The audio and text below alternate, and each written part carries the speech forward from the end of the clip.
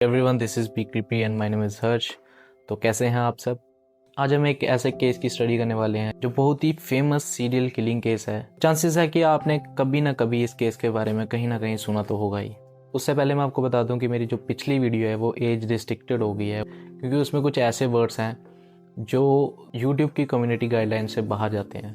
तो उस वीडियो को उन्होंने पहले तो रिमूव कर दिया, बाद में जब मैंने यूट्यूब को ईमेल डाली तो उन्होंने वीडियो तो वापस कर दी, लेकिन उसे एज रिस्ट्रिक्टेड कर दिया। और उससे ये होगा कि मेरी वीडियो आगे नहीं जा पाएगी और वो शायद किसी को रिकमेंड भी ना हो। इसीलिए मैं इस वीडियो में जितने भी वर्ड्स होंगे जो यूट्यूब की कम्युनिटी गाइडलाइन से बाहर जाते हैं, तो उस वर्ड्स को मैं बीप कर दूंगा, ताकि मेरी वीडियो फिर से एज रिस्ट्रिक्टेड ना हो। और ज़्यादा फुटेज ना खाते हुए let's come on the today's case, the Nithari killings. आपको क्या लगता है किसी के किलर बनने के पीछे क्या रीज़न और कासिस हो सकते हैं, या फिर किलर बनने के लिए हालात रिस्पॉन्सिबल होते हैं? आज की वीडियो में हम एक सीरियल किलर की साइकी को देखेंगे और जानेंगे कि इस केस में ये किलर क्यों बना। वीडियो शुरू करने से पहले मैं आपको बता दूं कि इसमें कुछ ब्रूटल सीन्स हैं और जो इंसान ऐसी चीज़ों को नहीं सुन सकता वो प्लीज़ इस वीडियो को स्किप कर सकते हैं। दिसंबर 29, 2006 नोएडा के निठारी की कॉलोनी में कुछ बच्चे अपना क्रिकेट खेल रहे थे। तभी उनकी बॉल एक नाली में चली जाती है। जैसे ही उनमें से एक बच्चा उस बॉल को निकालने के लिए उस ड्रेन के पास जाता है, तो उस बच्चे को जो नाली में मिलता है वो देखकर वो बच्चा डर जाता है और चिल्लाने लगता है। उसकी चीख सुनकर वहाँ आसपास के लोग उसे देखने आ जाते हैं और उस नाली को देखकर सब हैरान और कंफ्यूज हो जाते हैं। उस नाली में एक छोटे बच्चे का कटा हुआ हाथ एक बैग में पड़ा होता है। पुलिस को बुलाया जाता है। पुलिस आती है, लेकिन पुलिस बहुत ही अजीब सा बयान देती है। वो कहती है कि इस नाली में किसी बच्चे का हाथ नहीं, बल्कि एक मंकी के बच्चे का हाथ है। आई डोंट नो पुलिस ने ऐसा बयान क्यों दिया, बट या होपफुली वहाँ पर मीडिया भी पहुँच गई थी, जिसकी वजह से इस केस को एक हाईलाइट मिल जाता है। हाईलाइट मिलने की वजह से पुलिस पर प्रेशर आने लगता है। उसकी वजह से पुलिस इस केस को सीरियसली इन्वेस्टिगेट करना चालू कर देती है।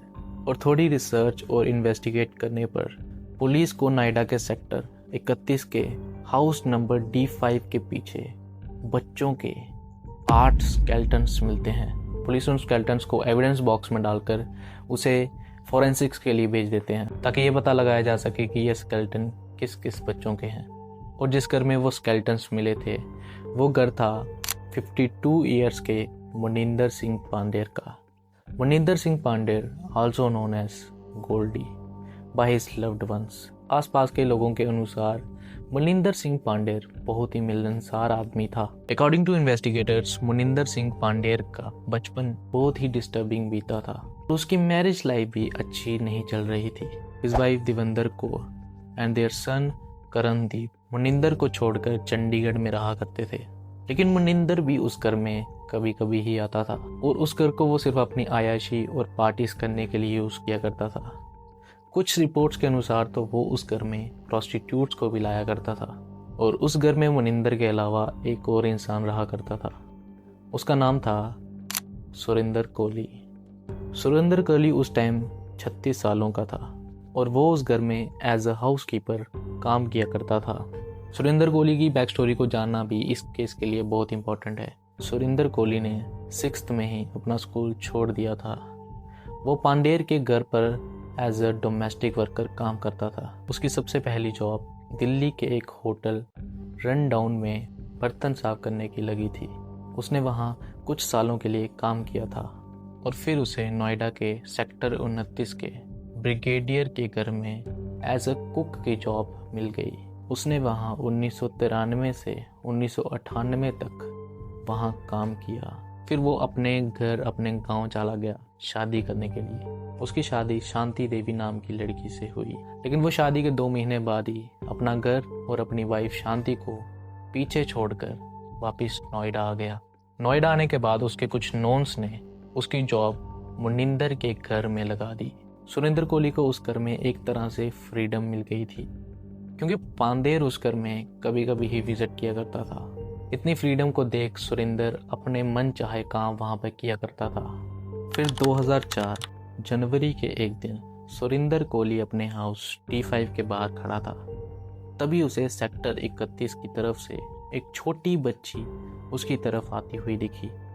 सुरेंद्र कोहली ने उसे देखकर कहा, रिम्पा यहाँ आओ, ये लो कैंडी। सुरेंद्र रिम्पा को कैंडी का लालच देकर उसे अपने घर के अंदर ले जाता है।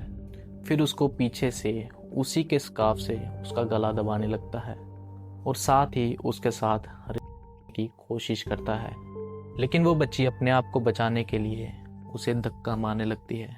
जब सुरेंद्र उस बच्ची को कंट्रोल नहीं कर पाता तो वो उस बच्ची को ज़मीन पर पटक देता है। ज़मीन पर पटकने के बाद वो अपने हाथों से उस बच्ची का गला दबाने लगता है, जिससे उसकी जान चली जाती है। फिर उसके बाद वो उसकी बॉडी को ऊपर बाथरूम में ले जाता है। फिर वो किचन में जाता है, एक नाइफ उठाता है और बाथरूम में जाकर उस बच्ची के पीसीस करने लगता है। लेकिन पीसीस करने से पहले वो उस बच्ची का कार भी करता है। और सबसे शॉकिंग बात तो ये थी कि वो उस बच्ची का लेफ्ट ब्रेस्ट काट कर उसे कुक कर कर खा जाता है। और उसकी मेंटालिटी इतनी गिरी हुई और साइको थी कि उसने खुद कन्फेस किया था कि उसकी ये फैंटेसी है, उसकी ये फैटिश है कि वो किसी को मारे, काटे और खा जाए। और ये सिलसिला यहीं ख़त्म नहीं हुआ। उसके बाद ना जाने कितने बच्चे वहाँ से गायब होना शुरू हो गए। और आप सोच रहे होंगे कि वहाँ पर पुलिस क्या कर रही थी, क्योंकि इतने बच्चे गायब हो रहे थे, उनके कोई पेरेंट्स, उनके कोई गार्डियंस पुलिस में रिपोर्ट करने तो ज़रूर जाते होंगे।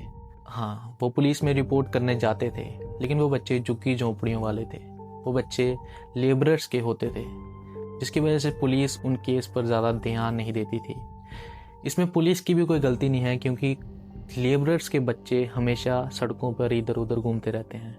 वो हमेशा 2-3 दिन के लिए यहाँ वहाँ गायब हो जाते हैं और वापस भी आ जाते हैं। और कुछ बच्चे तो अपने घर का हालात देखकर वहाँ से भाग भी जाया करते हैं। इसलिए पुलिस भी उन केसेस को इतना सीरियसली नहीं लेती थी। लेकिन फिर 7 मई 2006 को निठारी गांव में रहने वाले नंदलाल को तब चिंता हुई जब उनकी 17 साल की बेटी पायल अपने घर नहीं लौटी।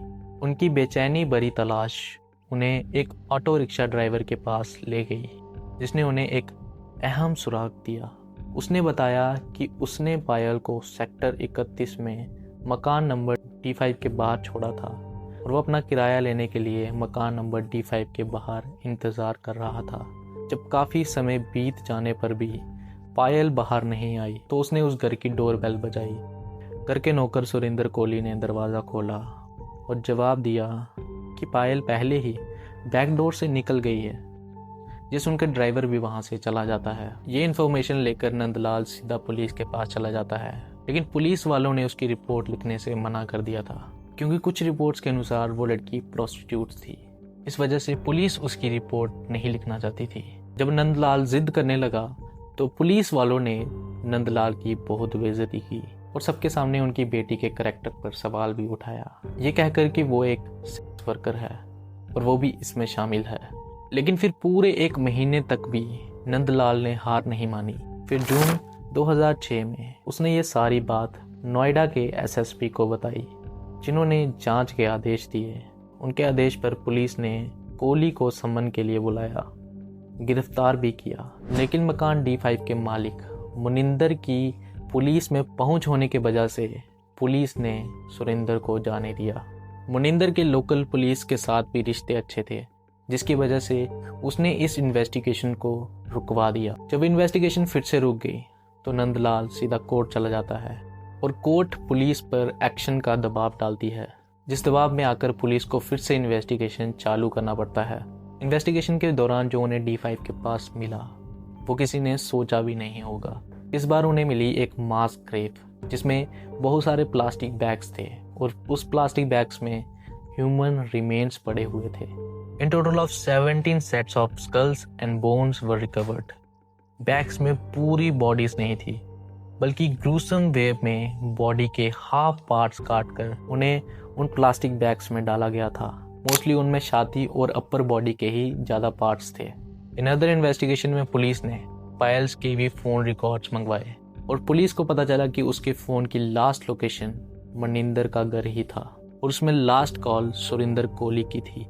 जब बाकी ह्यूमन रिमेन्स को चेक करके उनके बारे में पता लगाया गया तो पुलिस को पता चला कि सभी मिसिंग बच्चे वही थे और उन सब बच्चों को आखिरी बार भी D5 घर के आसपास ही देखा गया था। इतने सारे एविडेंस होने की वजह से आखिरकार 29 दिसंबर 2006 को सुरिंदर सिंह कोहली को अरेस्ट कर लिया जाता है। उसके साथ उसके मालिक मनिंदर सिंह को भी अरेस्ट कर लिया जाता है। एंड देन 11 फरवरी 2007 को ऑफिशियली ये केस CBI को सौंप दिया गया। 2 महीने कस्टडी में रहने के बाद सुरिंदर कोहली ने एक कन्फेशन दिया जिसे ऑफिशियली 27 फरवरी 2008 को रिकॉर्ड किया गया, जिसमें उसने डिटेल में अपने क्राइम के बारे में बताया था। उसने कन्फेस किया कि उसने ये क्राइम 16 विक्टिम्स के साथ किया था, जिसमें 9 लड़कियां थी और 5 एडल्ट वुमेन्स थी। कोहली ने पुलिस को बताया कि उसकी मर्डर करने की फैंटेसी तब चालू हुई जब एक दिन उसने एक प्रोस्टिट्यूट को अपने घर बुलाया था और उस प्रोस्टिट्यूट ने उसे नामर्द कह दिया था। इस इंसल्ट से वो अनकंट्रोलेबल हो गया और उसने गुस्से में आकर उस लड़की का मर्डर कर दिया। And after that something inside him switched. वो चिल्ड्रंस और वुमेन्स को बहला फुसला कर हाउस नंबर D5 में ले जाया करता था। अंदर जाने के बाद वो उन पर किसी भारी चीज़ से हमला करता था जिससे उनकी वहाँ पर मौत हो जाया करती थी और फिर वो उनकी बॉडीज़ को बाथरूम में ले जाया करता और उनके साथ नेक्रोफिलिया वाले एक्ट्स परफॉर्म करता। फिर वो बाथटब में उन बॉडीज़ के टुकड़े टुकड़े करता। सबूत मिटाने के लिए वो कभी कभी उन बॉडीज़ को कट करके कुक करके खा जाया करता था और बाकी के पार्ट्स जो वो नहीं खा सकता था वो उनको एक प्लास्टिक बैग में भरकर आसपास यहाँ वहाँ फेंक दिया करता था। बस कैजुअली फेंक दिया करता था जैसे कोई अपने घर का कचरा बाहर फेंक रहा हो। उसने पुलिस को ये भी बताया कि सारे मर्डर्स उसने अकेले ही किए थे। उसके मालिक पांडेर का इसमें कोई हाथ नहीं था। उसको इसके बारे में कुछ भी नहीं पता था। जबकि कोहली ने सारे मर्डर्स की रिस्पॉन्सिबिलिटी ले ली थी तो इन्वेस्टिगेटर्स और पुलिस उसके कन्फेशन को क्राइम सीन्स के साथ मैच करने लगी और इसके बाद पब्लिक में सवाल भी उठने लगे कि एक आदमी इतने सारे मर्डर्स कैसे कर सकता है और वो भी दिन दहाड़े और किसी को पता तक नहीं चले। Then after years of legal proceeding court ने फाइनल सेंटेंस डिलीवर किया। सुरिंदर कोहली को IPC 364 किडनैपिंग के तहत उम्र कैद और IPC 302 मर्डर के तहत मौत की सज़ा सुनाई गई। मनिंदर सिंह पांडेर को इमोरल ट्रैफिक एक्ट के सेक्शन 5 के तहत 7 साल की सज़ा सुनाई गई और यह मनिंदर सिंह पांडेर अपनी 7 साल की सज़ा काटकर आज आज़ाद घूम रहा है। निथारी हत्याकांड इंडियाज़ मोस्ट डिस्टर्बिंग केस में से एक है और साथ ही ये इस बात का चिलिंग मोमेंट है कि सिस्टम की लापरवाही की वजह से कितने मासूम बच्चों ने अपनी जान गंवा दी। पुलिस ने सालों तक मिसिंग कंप्लेंट्स को इग्नोर किया और एविडेंसेस को भी सीरियसली नहीं लिया। अगर पायल के फादर जिद पर ना आते तो शायद सुरिंदर कोहली आज भी खुला घूम रहा होता और ना जाने और कितने बच्चों के साथ वो यही एक्ट्स करता। अगर पुलिस अपनी ड्यूटी सही तरीके से करती तो कितने मासूम बच्चों की जिंदगियां बचा सकती थी। So this is rest of the case. ये थी निठारी किलिंग की पूरी डिटेल स्टोरी। अगर आपको मेरी नरेशन अच्छी लगी हो तो वीडियो को लाइक कर देना, कमेंट कर देना और शेयर कर देना।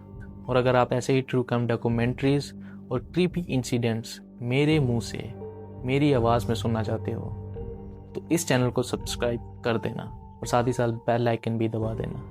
तो मिलते हैं नेक्स्ट किसी केस में, तब तक के लिए सी यू।